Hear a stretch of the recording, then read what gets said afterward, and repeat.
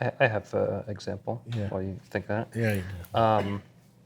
It's I agree. It is completely situational. So like, if you're at an event and you have like this 5 hours that you're going to have a chance to get to talk to a guy, it's a different thing than if you're around the guy, time and time again. Like one of my two of my best friends, Mo, who organizes ADCC. He was like the head organizer for a few years. I met him through jiu-jitsu.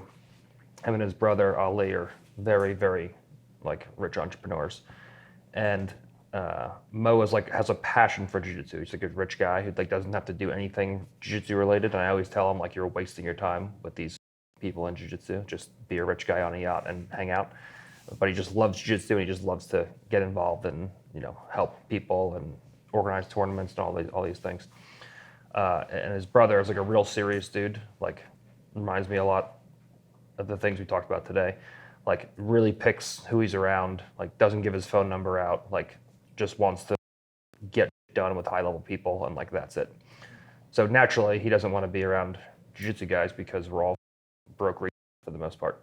But we'd always be at their house. So Ali would kind of be there and Mo would kind of be around. And I'm like I want to associate myself with like this guy. Like Ali clearly is like a heavy hitter, and I want to befriend him, but also I don't want to be like another retard jiu-jitsu guy coming up to him and saying stupid. So it was probably like a two-year process or so, where like I would just be around, and then like we'd say some stuff here and there, and then like we did like a hard workout together, like in the gym. And then he saw like I'm not a pussy, and like he's pushing me, I'm pushing him, so we kind of bonded through that. And then you kind of just like move your way and start talking about more and more serious things, and then like, oh hey, if you need help with this, like I think I can help you with this. And now we're like best friends and do like a ton of business together. So it's like if you're going to be around the guy, it's like moving.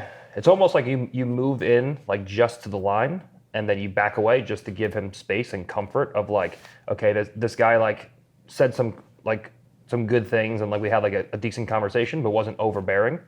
So you can like make yourself known and then back away from the line, like let this guy be. And if he wants more, then he can approach me with stuff.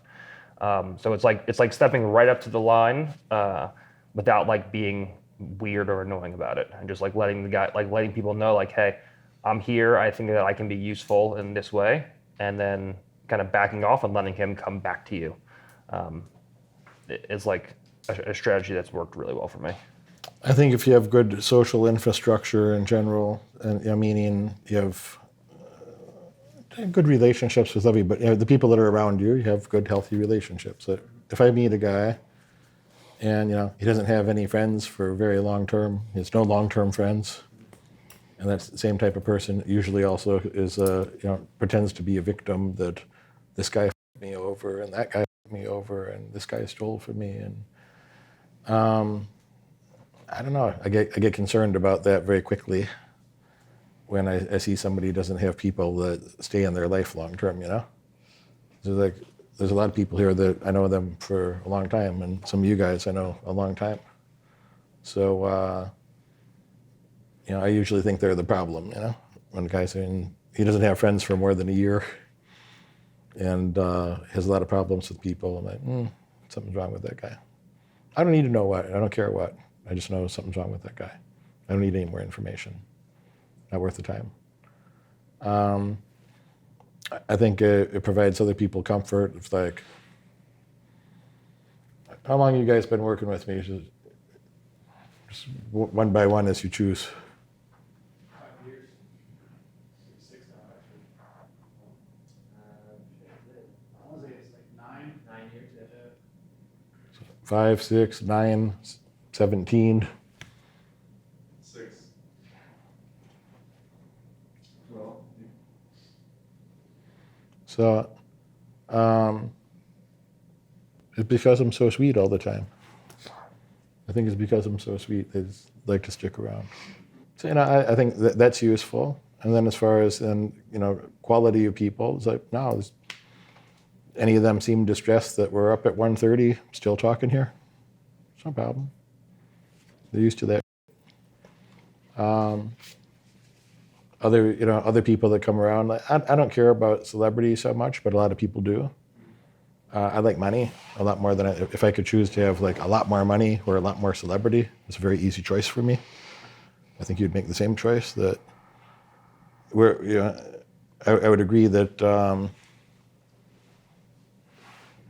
I'm around a nice level of celebrity. I have just enough little pittance of celebrity status that if I want to go to a restaurant that's sold out, I can go to any restaurant I want to. Or, oh, you can't get in there for 6 months. No, I can. There's a lot of little perks like that. I don't need to say all of them aloud, but a lot of little perks like that I can go places other people can't go and do things that other people can't do and get invited to cool, and that's real nice. But I can also still walk down the street and have relative safety and, not be harassed all the time or something, So that's cool. But, I have some friends that are a lot more famous than I am. That also is an indicator, is a good social indicator that it's like, means some of the same things that you already said is like, oh, probably not a weirdo, can be trusted. Other people that are well known and highly respected vouch for that guy or associate with that guy. Those are useful things, I think if a guy has disagreements with his woman much, I think that's a problem too. So I think if you don't, there's a few things to have or not to have, social indicators that should exist or not exist, that give share a lot of information about who you are and how you are, and when somebody new comes into that environment, it's just very easy for them to be like, oh, everything's good, everything's good. You watch this video all the way through, and that tells me you're dedicated to learning more and earning far above average outcomes in your life. Congratulations for that. But now it's time to take action. If you could have earned those results by yourself, you would have done it already. My head coach has opened up a few spots on his high-demand calendar for an in-person, one-on-one strategy session to help you. On this call, we'll give you the pragmatic advice that you can implement tonight to get laser-focused on the right metrics and leave mediocrity far behind in your past. Click that link right now in the description below and apply for your call immediately. Do it now.